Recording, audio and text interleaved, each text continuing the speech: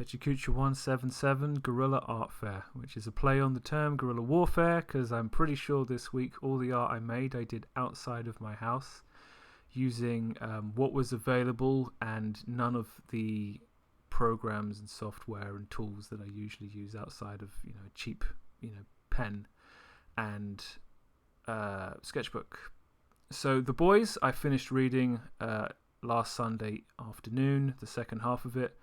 Very, very, very good, full of plot twists, as much plot twists as there is violence and nudity. I don't know if it appeals to me because it's juvenile or because it's sophisticated, but I highly recommend it. Parental guidance warning should be all over the front of the page. Right, so moving on.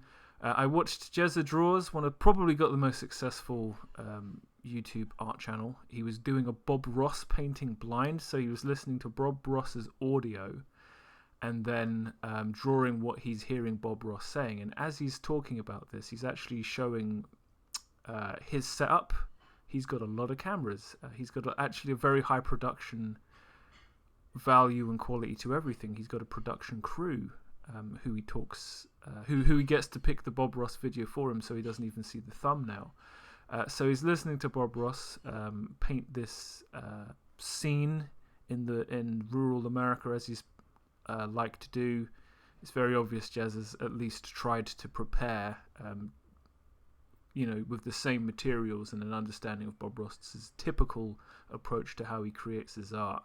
And in the end, Jezza ended up with a piece of art that, as long as you'd squint when you're looking at it, it wasn't too bad, and it wasn't that far off of Bob Ross's thing, doing that blind. Bob Ross wasn't exactly giving clear definition of what he was doing, because obviously you can see him doing it. He doesn't need to. It was very entertaining video. I was very, very impressed on a lot of levels. So Guilty Gear Strive's a new Guilty Gear game. Not sure who it's for, not sure it's for me. I was watching some people play it, I guess competitively. It's difficult to tell at this point if people are still trying to figure out how the game works. I was watching Soul versus Potemkin. The game just didn't seem balanced at all. Potemkin was like killing Soul in like 3 hits. I know he's strong, but come on. But then I was watching another video of Kai versus Chip, and it seemed like whatever changes they've made to appeal to the Tekken and Street Fighter crowd, there's still a Guilty Gear game in here somewhere. It's just a question of how deep and how much. The jury's out. So another thing I've been doing, because when I come home I just don't feel like arting, is kind of trying to draw on the bus. I was drawing in pencil last week. It doesn't really work, so I pulled out the brush pen, see if I could do something in all of the 5 minutes it takes for me to get to from where I am to the tube station. And I also, for some reason that escapes me, downloaded a drawing app for my phone called Sketchbook. I forget the full name of it. It's so broad and vague, but it's like a proper drawing app. It's at least almost as good at Clip Studio Paint and the mobile phone app.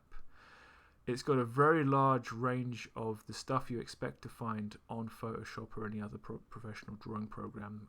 Very interesting range of brushes. A lot like Clip Studio.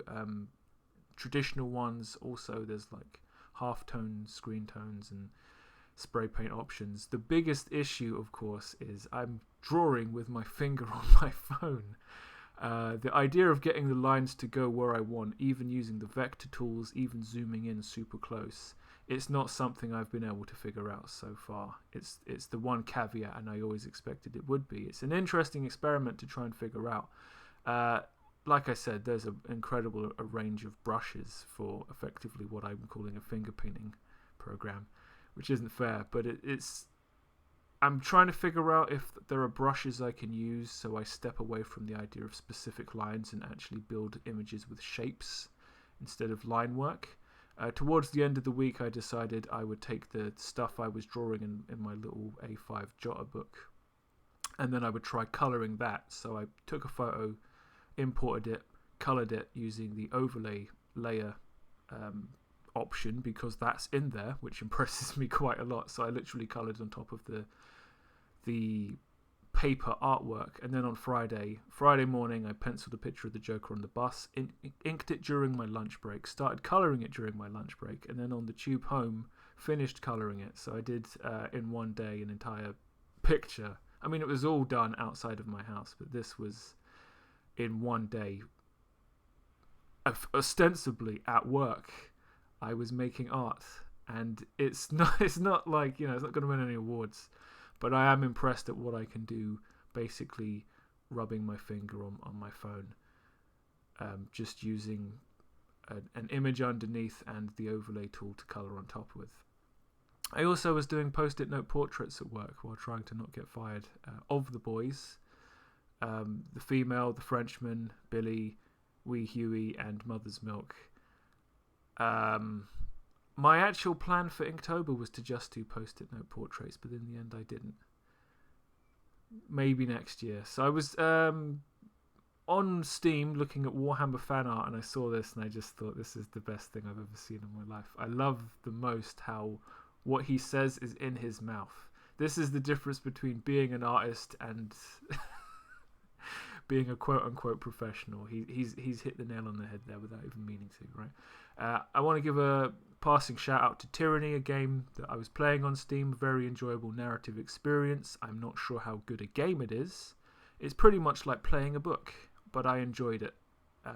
One of those choices matter games, but I'm not sure the choices did matter. And Sad Clown of the Week, I have a copy of Google SketchUp for Dummies sitting on my floor that I'm renewing because I'm borrowing it from the library. Haven't been reading it, really should. It was really helpful on my 5 squids job. It's something I should really get stuck into. I just can't bring myself to do it. We'll see if I can today. But that brings us to the end of Pecha Kucha 177, and I'll see you next time.